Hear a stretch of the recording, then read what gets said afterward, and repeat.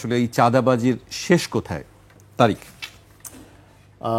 প্রথমে আমার সহ আলোচক জনাব রাশেদ খান একটা বিষয় বলেছেন যে আপনি আলেম হিসাবে আমাকে উনি সম্বোধন করেছেন। আমি যদিও আলেম নই, আমি সাধারণ শিক্ষায় শিক্ষিত একজন মানুষ। না, আমি ভাবলাম যে হয়তো আলেম হওয়াটা, তবে শ্রদ্ধা রেখেই বলেছি। জি জি জি অবশ্যই। আর একটা বিষয় যে ইসলামী আন্দোলন বাংলাদেশ স্বচ্ছ এবং স্পষ্ট এবং বলিষ্ঠতার সাথে একটা ঘোষণা দিতে পারে যে তার কোনো অর্থনৈতিক কালিমা নেই। ইসলামী আন্দোলন বাংলাদেশের কোনো অর্থনৈতিক দাসত্ব নেই। সুপার ফ্রেশ ফর্টিফাইড সয়াবিন তেল, শুরু হোক হেলদি লাইফের জার্নি। এখানে এনসিপির প্রসঙ্গে অনেক আলোচনা হয়েছে। এনসিপির ব্যাপারে দেশের মানুষের অনেক প্রত্যাশা ছিল। সেই প্রত্যাশা তারা পূরণ করতে পারবেন কিনা সেটা সময় বলে দিবে। আমি আমার আগের পর্বের আলোচনায় আমি সেটা বলেছি যে এনসিপির দুর্নীতি যদি করেও থাকে, তারা যদি করে থাকে এটা প্রমাণিত হলে সেটা কত মাত্রার, কোন পর্যন্ত, আর আমরা পুরো জাতি হিসাবে কোন মাত্রার দুর্নীতি এবং চাঁদাবাজিতে নিমগ্ন আছি সেটা তুলনা করা উচিত। আপনি বলেছেন দুর্নীতি শেষ কোথায় বা এই চাঁদাবাজির শেষ কোথায়। চাঁদাবাজির শেষ যদি রাজনৈতিক দলের মূল ব্যক্তিরা ভালো হয়, মূল ব্যক্তিরা যদি সৎ হয়, তাহলে চাঁদাবাজি শেষ হয়ে যাবে।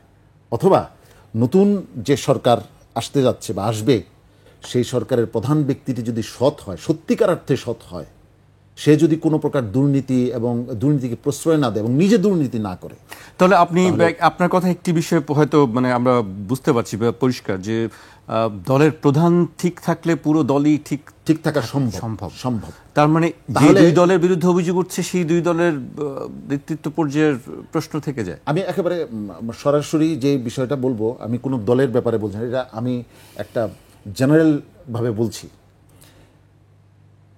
শীর্ষ নেতৃত্ব যদি দুর্নীতি না করেন, দুর্নীতিকে প্রশ্রয় না দেন এবং তার সঙ্গীদেরকে তিনি যদি সেইভাবে তৈরি করতে পারেন, আমরা একটা উদাহরণ তো দেখতে পারি। জিয়াউর রহমান, আমি কিন্তু তখন আমার স্মৃতিতে আছে, তিনি নিজে দুর্নীতি করেননি, আমি তার প্রতি শ্রদ্ধা রেখে বলছি, এবং তার সাথে যারা রাজনীতি করেছেন কেন দুর্নীতি করা যাবে না, কি করা যাবে না, এটার জন্য উনি কাজ করেছেন। কিন্তু পরবর্তীতে কি তার আমরা সেটা লক্ষ্য করেছি? লক্ষ্য করি নাই। বিভিন্ন রাজনীতিতে যারা বড় বড় টাকার অঙ্ক দিতে পেরেছে, তারা সুবিধা পেয়েছে। আমি ওই দলের কথা বলছি না, আমাদের দেশের রাজনৈতিক চিত্রটার কথা বলছি। এই অবস্থার পরিবর্তন যতক্ষণ না হবে ততক্ষণ পর্যন্ত এটা শেষ আপনি দেখতে পারবেন না। আরেকটা কথা আমি বলেছিলাম যে বস্তুবাদী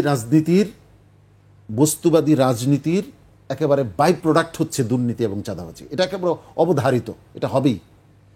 তো আমাদেরকে যদি এই চাঁদাবাজি এবং দুর্নীতি থেকে বের হয়ে আসতে হয়, সত্যিকার অর্থে মূল জায়গার যারা নেতৃত্ব দিবেন তাদের মানসিকতার পরিবর্তন হয়, তাদের নৈতিকতার পরিবর্তন হতে হবে। তারা যদি আসলে নৈতিকভাবে ভালো মানুষ আমরা বলছি, কিন্তু তো দেখছি না কাজে। এখন জনগণকে খুঁজে নিতে হবে যে আসলে কারা নৈতিক, আসলে কারাই, এটা খুঁজে নিতে হবে। আমাদের কিছু সংকট এবং সমস্যা আছে। একজন নরওয়ের একজন গবেষক বেশ কিছুদিন আগে একটা দিয়েছেন, আমাদের দেশের মানুষের মধ্যেও অনেকেই আমরা এটা আগে করেছে, সেটা হলো দুর্নীতি করুক, চাঁদাবাজি করুক, তার পাওয়ার আছে কিনা, তার পিছনে সমবেত হওয়ার একটা প্রবণতা উনি ওনার গবেষণায় উঠিয়ে এনেছেন, একেবারে ফিল্ড পর্যায়ে এটা উঠিয়ে এনেছেন।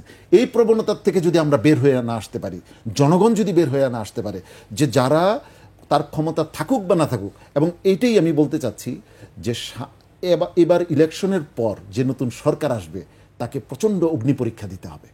জি।